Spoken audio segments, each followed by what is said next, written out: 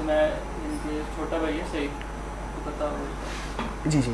उसको mess communication पढ़ा है ना, उसको बोलने का काम, उसमें लिया हुआ है कि वो 90 के का माइक है, लेकिन वो एक्सपेंसिव हो जाता है, इस नहीं काम के लिए वो नहीं बिल्कुल, है। वैसे भी इंशाल्लाह वक्त आएगा तो आप करेंगे।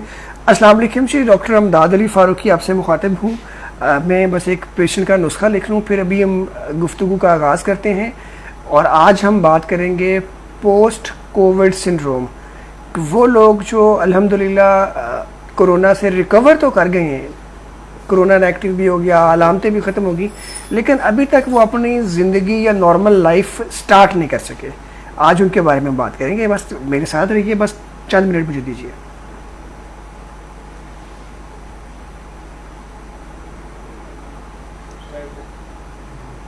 ये वाला ठीक है, इसकी है प्लेलिस्ट है,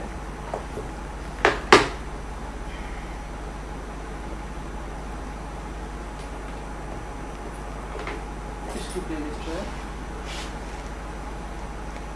अडोप्ट प्रीमियर प्रो, ठीक है, ये प्रीमियर प्रो है, ये वीडियो एडिटिंग है, लेकिन मैं आपको जो सिखाऊंगा वो बेसिक है, उसका नाम है कैमटाशिया। ठीक है, उसमें काम कटिंग शटिंग में थोड़े वीडियो रेंडरिंग वगैरह ये सब कुछ हो जाएगा।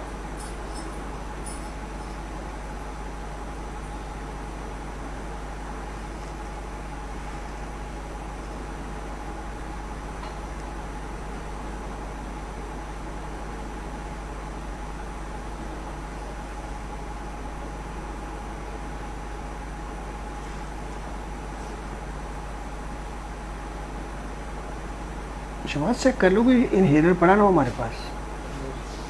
अच्छा अच्छा, वरना ऐसा करते हैं जो चीज़ फिर है वो निकाल देते हैं इनको, क्योंकि उनको चाहिए भी। 2 हफ्ते की भिजवानी है, 1 मंथ भिजवानी है मेडिसिन? उनको अपनी दवाई कितने हफ्ते की भिजवानी है? 15 डेज की भेजा, 2 हफ्ते की, ठीक। ऐसे भी 15 डेज की भेजेगी। अच्छा, तो फिर तो इनहेलर उनके पास होगा, वो 1 मंथ निकालता है इनहेलर। यूज़ कर रही होंगी तो हाँ, तो फिर भी भेजा तो होगा। नहीं भेज दूंगा मैं। वो चले ठीक। आप ये तो बात यूज़ मैंने करते हैं, कितने ये दिन बात यूज़ मैंने इसलिए की है ना कि अगर हीलर दिया है तो वो भी पहले वाला मौजूद होगा, उसकी दवाई महीने में ख़त्म होती है, तो जब तक आपने नेक्स्ट 2 वीक की दवाई भिजवानी फिर तब तक ही हमारे पास आ जाएगा। लेट्स सी, चलिए। अदरवाइज भेज भी सकते हैं आप, ज़रूरत पड़ी तो बाद में यहाँ से लेकर भिजवा देंगे। ऐसा कर लें। ठीक है,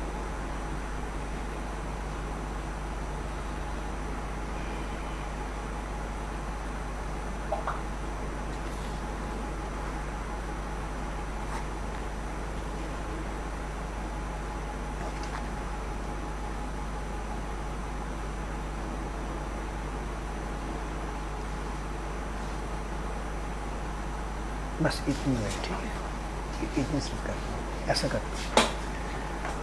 ये जी थैंक यू सो मच। जी। इसका नहीं अब जाने लीजिए जी। अस्सलाम वालेकुम वरहमतुल्लाहि वबरकातुहू जी। गुफ्तगू का आगाज़ करते हैं। बात चल रही है कोरोना के लिहाज से। एक तो पल्मोनोलॉजी और क्रिटिकल केयर स्पेशलिस्ट होने की वजह से मुझे कोरोना के मरीज़ों के साथ और ख़ास तौर पे जो सीरियसली इल पेशेंट होते हैं उनके साथ काम करने का मौका मिला सर्विसेज हॉस्पिटल के आईसीयूज़ के अंदर। और फिर उस पूरे कोविड के भरपूर जोर के दौरान मैंने अपने फ़ारूकी क्लिनिक पे ख़िदमात को बहाल रखा और यहाँ पे मरीज़ों को चेक किया। तो जिसकी वजह से कोरोना के प्राइवेट सेक्टर के और गवर्नमेंट सेक्टर के दोनों जगहों पे मरीज़ों का एक्सपोजर मुझे हुआ, मरीज़ों को अटेंड करने का मौका मिला। कम सीरियस मरीज़ और ज़्यादा सीरियस मरीज़ दोनों को इकट्ठे एक ही वक्त में देखने का मौका मिला और ये बड़ा हेल्पफुल रहा। अब अल्हम्दुलिल्लाह कोरोना की वबा काफ़ी हद तक पाकिस्तान में जो है ना ये इस पर कंट्रोल पा चुके हैं। अल्लाह ताला का करम हुआ, हालात बेहतर हो चुके हैं। अब आखिरी चंद दिन या चंद हफ्तों की बात है, इंशाल्लाह ये ख़त्म हो जाएगा। अच्छा, जो चीज़ काबिले गौर है, ये टॉपिक जो मैंने आज के लिए सिलेक्ट किया था पोस्ट कोरोना सिंड्रोम, इत्तेफाक ऐसा है कि आज 2 मरीज़ों ने मुझे विज़िट किया। ये वो थे जिनको कोरोना हुआ, अल्हम्दुलिल्लाह वो क्लिनिक पे आके दिखाया, चेकअप कराया, इंजेक्शन ट्रीटमेंट हुआ, रिकवर कर गए। आज फॉलो अप पे आए हुए थे, तो उनका मैंने रिव्यू भी लिया है, जो इंशाल्लाह रिव्यू सीरीज़ में मैं ना पोस्ट करूँगा। और बल्कि आज ही उनमें से एक पेशेंट का रिव्यू मैं ना अपने प्रोफाइल पे और अपने पेज पे ना शेयर करूँगा इंशाल्लाह, जो आप देख सकते हैं। अब वो मरीज़ जो रिकवर कर गए कोरोना से, लेकिन अभी तक वो अपनी ज़िंदगी में नॉर्मल नहीं हो सके। बिल्कुल मैं इसकी उर्फ़ आम मिसाल देता हूँ तो ऐसे जैसे कोई लीमू का रस निकाल लें,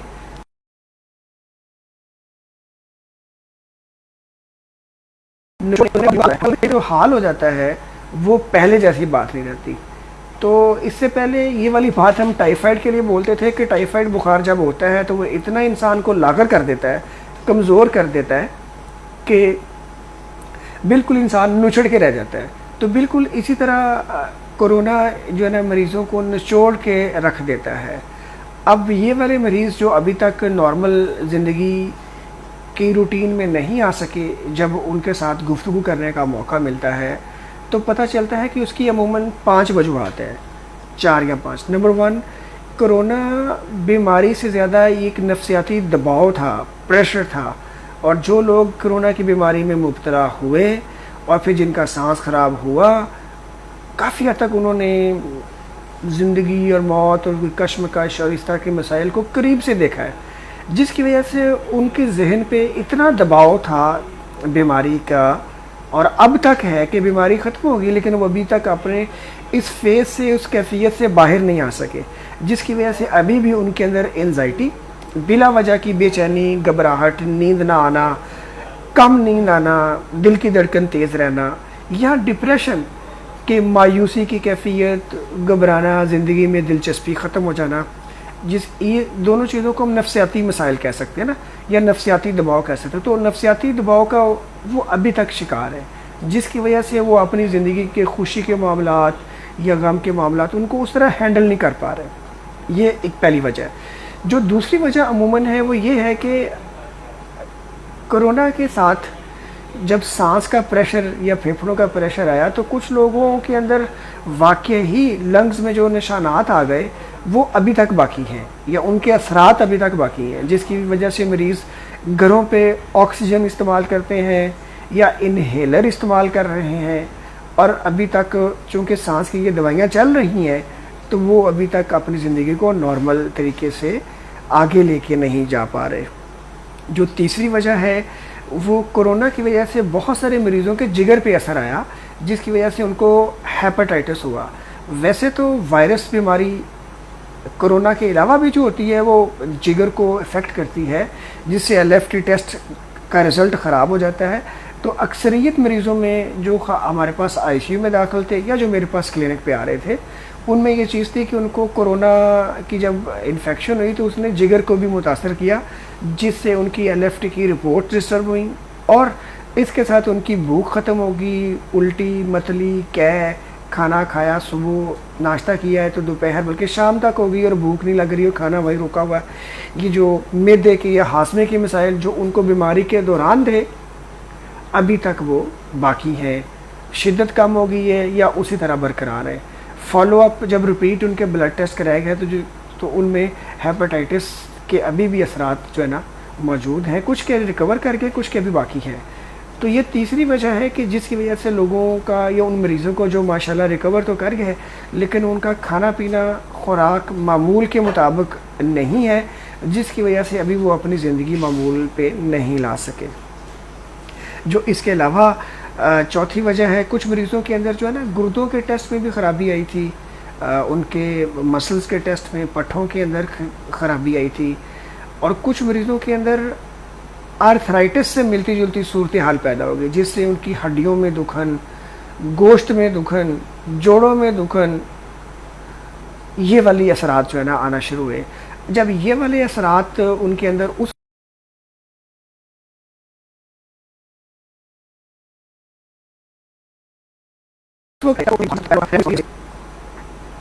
उनका ये सारी अलामतें उस वक़्त कंट्रोल में थी क्योंकि स्टीरॉइड्स भी चल रहे थे उनको साथ। लेकिन अब वक़्त के साथ कुछ मरीज़ों के अंदर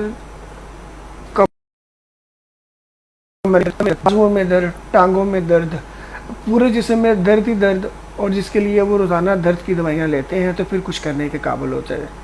तो ये जो पोस्ट कोरोना सिंड्रोम या कोरोना के बाद के मामलात, इसको अगर हम खुलासा या सम अप करें तो सबसे पहले नफ्सियाती दबाव, प्रेशर, जिसकी वजह से लोग अभी तक नॉर्मल ज़िंदगी की तरफ नहीं आ सके, एंजाइटी या डिप्रेशन या दोनों मिक्स चीज़ें अभी भी उनमें मौजूद हैं, और इस फैक्टर को ट्रीटमेंट की ज़रूरत है। जब मेरे पास मरीज़ आते हैं तो मैं उनको फिर थोड़ा सा मूड एलिवेटर या थोड़ा सा रिलैक्सिंग जो है ना साथ में ऐड करता हूँ, ताकि वो ज़हनी तौर पर, नफ्सियाती तौर पर अपने आप को नॉर्मल महसूस करें।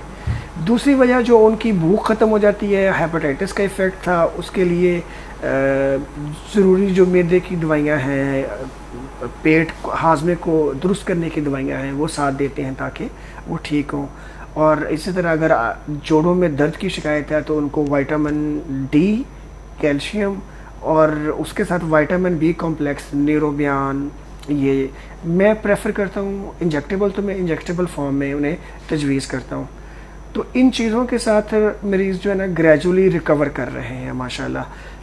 इसलिए मेरी आप सबके साथ ये आज का जो मैसेज या बात या गुफ्तगू या पैगाम होगा या रिक्वेस्ट होगी, वो यही होगी कि अगर आप या आपकी फैमिली या आपके फ्रेंड सर्कल के अंदर किसी को कोरोना हुआ, अल्हम्दुलिल्लाह वो रिकवर कर गया, लेकिन अभी तक नॉर्मल ज़िंदगी में नहीं आ सका या नहीं है या नहीं आ पा रहे, तो वो अपने करीबी डॉक्टर या मुआलिज से डिस्कस ज़रूर करें। अगर किसी वजह से वो yes we are also available, हम भी मौजूद हैं, हमसे मशवरा कर सकते हैं। अगर हम दूर हैं, हम तक नहीं पहुंच सकते, तो वीडियो कंसल्टेशन एक दूसरी ऑप्शन है जिसके ज़रिए वो हमसे कंसल्ट कर सकते हैं। फ्राइडे का दिन जो है रखा हुआ है, जो कि कल फ्राइडे इंशाल्लाह दोपहर 4 से लेके 5 बजे का जो 1 घंटा है, वो मैंने वीडियो के थ्रू जो है ना, जिसके अंदर 1-to-1 इंटरेक्शन होता है, एक ही बात दूसरे तक नहीं गुफ्तगू की जा सकती है। आप लोग फ्री वो फ्राइडे को 4 to 5 PM हासिल कर सकते हैं। उसके अलावा भी मैंने इस चीज़ को देखते हुए कि जो वर्चुअल वर्ल्ड है, जो सोशल मीडिया की दुनिया है, इसमें बहुत सारा डिस्ट्रस्ट या मिसट्रस्ट या एतमाद कम होता है या झूठ ज़्यादा होता है। तो मैंने ये चीज़ भी ऑफ़र की कि जितने भी लोग मेरे से वीडियो कंसल्टेशन के ज़रिए, ख़ास तौर पे जो मुझे नहीं जानते, वो मशवरा करने के लिए अगर रब्ता करते हैं, तो उनको पहली कंसल्टेशन मैं बग़ैर किसी मुआवजे के देता हूँ, जिसका फ़ायदा ये होता है कि ट्रीटमेंट भी उनका शुरू हो जाता है, उस पर उनका कोई ख़र्चा भी नहीं आता, जिससे वो विदिन ए वीक और सो बेहतर हो जाते हैं। तो फॉलो अप पे मुझे फिर वो दिखा लेते हैं। अल्हम्दुलिल्लाह इस वक्त ये मेरा 2nd वीक है वीडियो कंसल्टेशन की सर्विसेज जो मैंने स्टार्ट की है। इस वक्त पाकिस्तान भर से कराची, हैदराबाद, लाड़काना, ये 3 शहर हैं जिनके नाम मुझे याद है, पेशावर के अलावा एक और सूबा सरहद का ज़िला है, और पंजाब के तो इस्लामाबाद, रावलपिंडी, लाहौर, शेखुपुरा, कसूर, कोटरा दा किशन, तकरीबन फैसलाबाद, वहाँ से लोग ने जो है वो हमारे फारूक क्लिनिक पेज के थ्रू हमसे रब्ता किया और वीडियो कंसल्टेशन जो है ना वो हासिल की। अल्हम्दुलिल्लाह पहली प्रिस्क्रिप्शन हैं, लोग उस पर ट्रीटमेंट उन्होंने स्टार्ट कर लिया है, और इंशाल्लाह इस वीक में उनका फॉलो अप भी स्टार्ट हो जाएगा। तो इसी तरह पंजाब हो गया, सरहद हो गया, ये सिंध हो गया। हाँ, बाई चांस बलूचिस्तान से अभी किसी मरीज़ ने मेरे से वीडियो कंसल्टेशन भी नहीं किया। कोयटा बड़ा मशहूर शहर है, लेकिन अभी तक ऐसा कोई वहाँ से ना किसी ने रब्ता नहीं किया। Anyhow, video consultation as an option के जिसके ज़रिए, और ख़ास तौर पे कल फ्राइडे है तो 4 to 5 PM फ्री कंसल्टेशन, और उसके अलावा 1 टाइम कंसल्टेशन फॉर एवरीवन। मेरे फ्रेंड सर्कल के अंदर आप जो फ्रेंड्स हैं, उनके आगे जो फ्रेंड सर्कल है, उनके अंदर आप ये मैसेज को स्प्रेड कर सकते हैं कि अगर कोई हम तक नहीं पहुंच सकता लेकिन पोस्ट कोरोना सिंड्रोम वाली अलामात उसे उनमें मौजूद हैं, तो वो मशवरे के लिए हमसे रब्ता कर सकते हैं, हम उनकी मदद कर सकते हैं। बहुत शुक्रिया।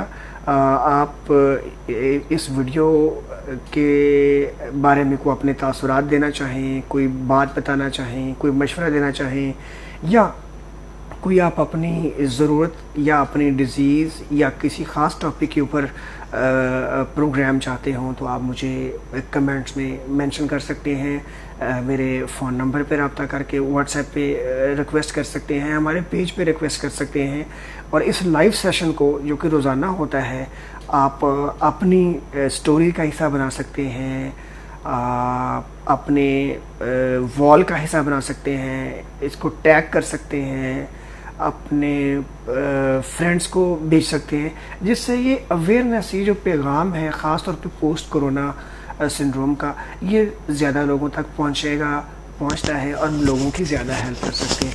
क्योंकि यकीन मानिए, एक तो बीमारी का दौरानिया इतना तकलीफ़ थे उन मरीज़ों के लिए था, दूसरा अब अगर उस बीमारी से बाहर भी आ गए हैं तो अभी भी वो जिस हालत से गुज़र रहे हैं, जिस करब से गुज़र रहे हैं, वो करब वही जान सकता है जो इससे गुज़र रहा है। चूँकि मैं वालिद हूँ, मैंने उनकी कैफियत को देखा हुआ है, तो इसी दर्द के साथ ये बात मैं ये पैगाम आपको दे रहा हूँ।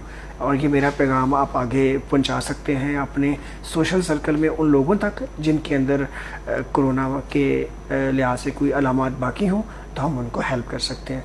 बहुत शुक्रिया आप सबका मेरे साथ रहने का, थैंक यू वेरी मच। मैं देख रहा हूँ नसीर अहमद हमायूं मेरे मैट्रिक के क्लास फेलो हैं, बहुत अच्छा टाइम गुजरा। यहाँ पे शफीक साहब मुझे नज़र आ रहे हैं, मेरा होम टाउन राव खान रोखा वाला, वहाँ से उनका ताल्लुक़ है। रहील अंजुम मुझे नज़र आ रहे हैं, रिजवान ख़ान मुझे देख रहे हैं, कसूर से ताल्लुक़ इनका, thank you very much Rizwan. I would request कि आप इस सेशन को जो है वो स्टोरी बनाएं, इस सेशन को अपनी वॉल पे शेयर करें, इस सेशन को आप टैग करें अपने फ्रेंड्स को, और उसके अलावा इस वीडियो को वाया ईमेल या वाया व्हाट्सएप आप दूसरों तक पहुंचाएं। बहुत शुक्रिया आप सब दोस्तों का, भाइयों का। अल्लाह ताला से दुआ है कि आप सबको हमें महफूज रखें, और कल तक के लिए इजाज़त दीजिए। खुदा हाफिज़।